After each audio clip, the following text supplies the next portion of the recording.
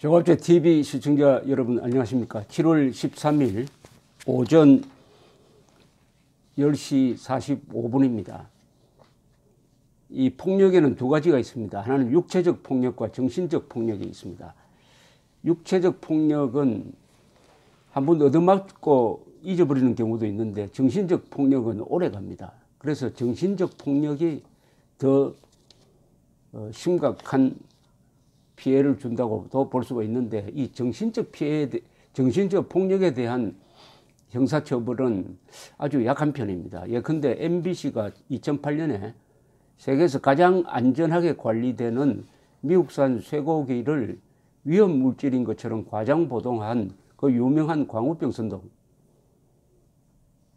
해서 구속돼 가지고 재판받았다는 MBC 기자가 없습니다. 그런데 그 피해는 얼마나 심각했습니까? 한 3개월 동안 서울 도심지가 마비되었습니다. 경찰차가 100여 대 이상 파손되었습니다. 그냥 방치했더라면 아마 청와대도 함락되었을 겁니다. 한국 언론사에 남을 유명한 선동입니다. 그런데 이 선동에 대한 책임을 지는 사람이 거의 없습니다. 선동한 사람들은 민주투사라고 미화합니다. 자찬합니다.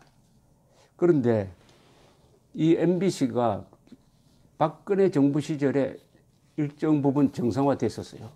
그런데 새 정권이 들어서니까 그 사람들을 일종의 적폐로 몰아내고 과거로 돌아가 버렸습니다. 지금 MBC가 어떤 보도를 하고 있는지를 제가 하나 소개를 해드리겠습니다. 이것은 저 딸이 텔레비전을 보고 흥분해가지고 정리한 글입니다. 여기에 또 JTBC까지 가세를 해가지고 보여주는 이 취재 행태는 좀 창피합니다. 저도 약 한 50년 기자 생활 한 사람인데, 기자가 어떤 식으로 행동해야 하느냐는 미국의 취재를 다룬 스포트라이트라는 영화를 한번 우리 언론사 기자들이 볼 것을 제가 권합니다. 제 딸이 쓴 보고서를 그냥 읽어드리겠습니다. 10일 오후 방송된 MBC PD 수첩에서는 재판 거래 의혹 및 판사 블랙리스트 의혹을 다룬 양승태 부장거래 편이 방송됐습니다. 방송 내용은 양 전 대법원장이 판사 블랙리스트를 만들어 관리했고 자신의 권력을 확대하기 위해 상고법원 도입에 적극 나섰다는 의혹이었습니다.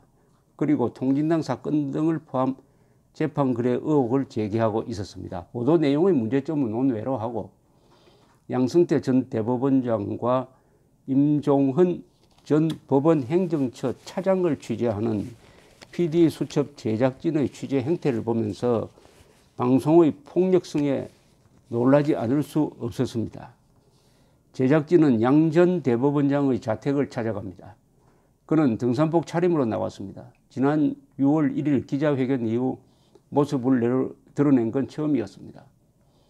등산 가방을 챙겨 현관 앞에 대기 중이던 차량에 올라타려는 모습을 카메라에 담으면서 MBC PD 수첩 제작진은 다가갑니다. 차량에 올라타는 순간 제작진은 PD 수첩 누구누구 PD입니다. 상고법원 관련해서 문건 나온 거 한 말씀 해 주시죠 라고 이야기합니다.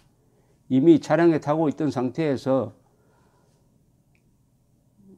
양 전 대법원장이 이미 차량에 타고 있는 상태에서 MBC PD는 문을 닫지 못하게 몸을 밀어넣고 질문을 던지고 있습니다. 그때 운전기사로 보이는 수행원이 팔을 잡아당겨 PD를 차량 밖으로 밀고 문을 닫습니다. 그때 PD는 다시 차량 문을 열었다가 또 제지당합니다.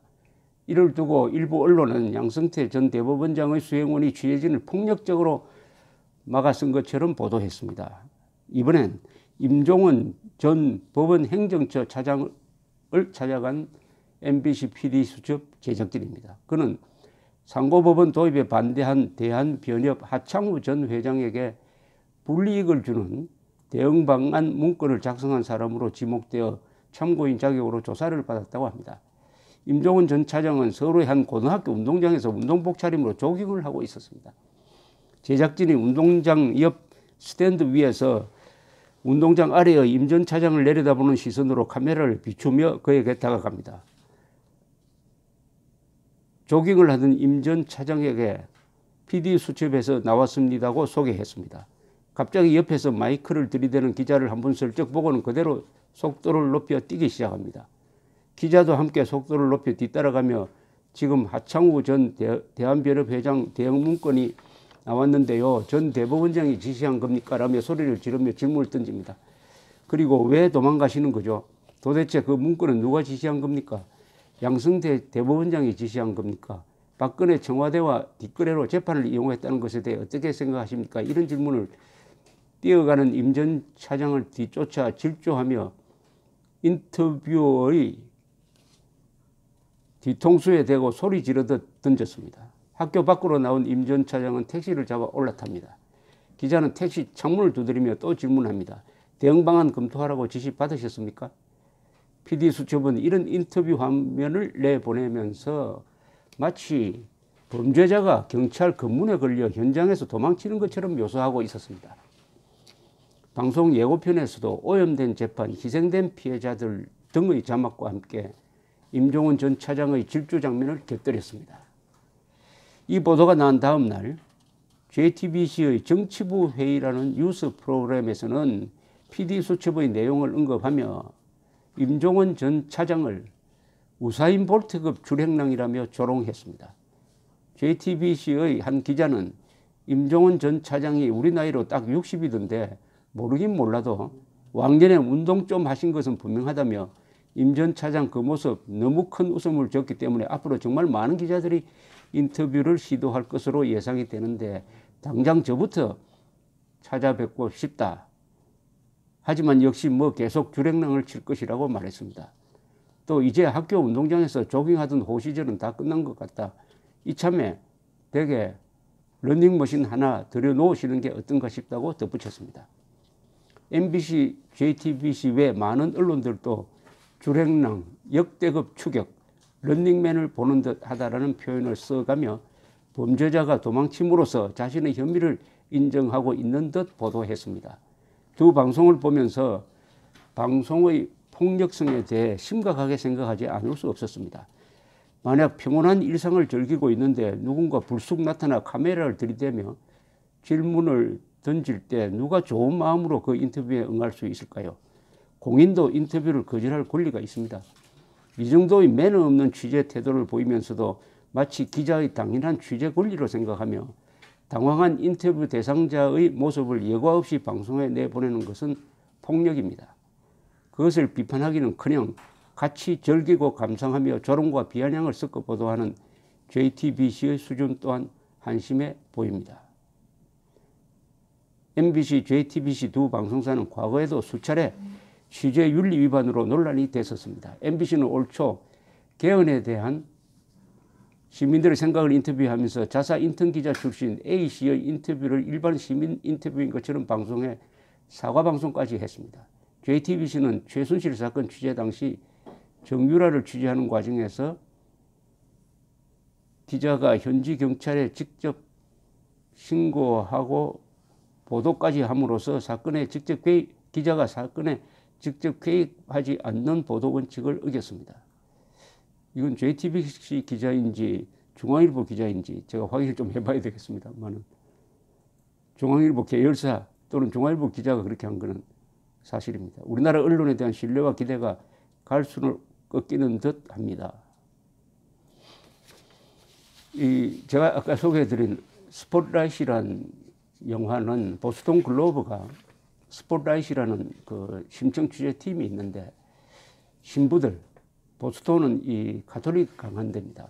신부들의 어린이 추행 사건을 취재하는 과정을 다룬 아주 사실에 근거한 보도입니다. 이 보도로 영화입니다. 그것을 영화로 한 겁니다. 이 보도로 보스턴 글로브지가 퓰리처상을 받았습니다. 스포트라이트 이 영화 또한 아카데미상을 받은 영화입니다. 거기 나오는 보스턴 글로브의 5명의 기자들은 취재하는 게 꼭 뭐라고 그럴까요? 노동자같이 취재합니다. 옷도 흐름하게 입고 취재원 앞에 가서 정중하게 노크를 하고 묻고 채점 맞기도 하고, 그럼 돌아와서 도서관에 가서 자료를 뒤져가지고 전화번호를 확인하고 일일이 전화 걸고 하는 과정이 담담하게 그려져 있습니다. 담담하게. 그러나 끈질기게 취재를 합니다. 그리고 사실 확인을 철저하게 합니다. 이 모습과 한국의 기자들 모습이 엇갈립니다. 특히 방송 기자들이 카메라를 들면은 무슨 권력을 잡은 것 같은 착각을 느끼는 경우가 많습니다. 카메라를 들면은. 기자는 이런 태도를 취해야 된다고 저는 배웠어요. 서울시청 출입하는 기자가 있다면은 수위를 대하는 태도와 시장을 대하는 태도가 같아야 합니다. 권력자라고 해서 비굴해서도 안 되고 약한 사람이라고 해서 오만해서도 안 됩니다. 지금 JTBC, MBC가 이렇게 끈질기게 이렇게 오만하게 취재할 대상은 전자가 붙은 사람이 아니에요. 전 대법원장, 전 법원행정처 차장이 아니라 현 대통령, 현 비서실장, 현 정권이어야 합니다. 그렇게 해야 그래도 우리나라 조선조 시대부터 이어져 온 좋은 의미의 선비정신, 방골정신, 즉 현존하는 권력과 맞선다. 한국 언론의 좋은 전통 중에 현존하는 권력과 맞선다는 전통이 있습니다. 그것을 살려가야 합니다. 전 정권, 현 정권 편에 서가지고 힘이 다 빠진 전 정권을 적폐로 몰아가지고 이런 식의 취재를 하면은 언론이 자기 눈을 스스로 찌르는 겁니다. 그걸 본 시청자의 반응이 어떠하였는지 좀 궁금해서 제가 좀 알아봐야 되겠습니다. 감사합니다.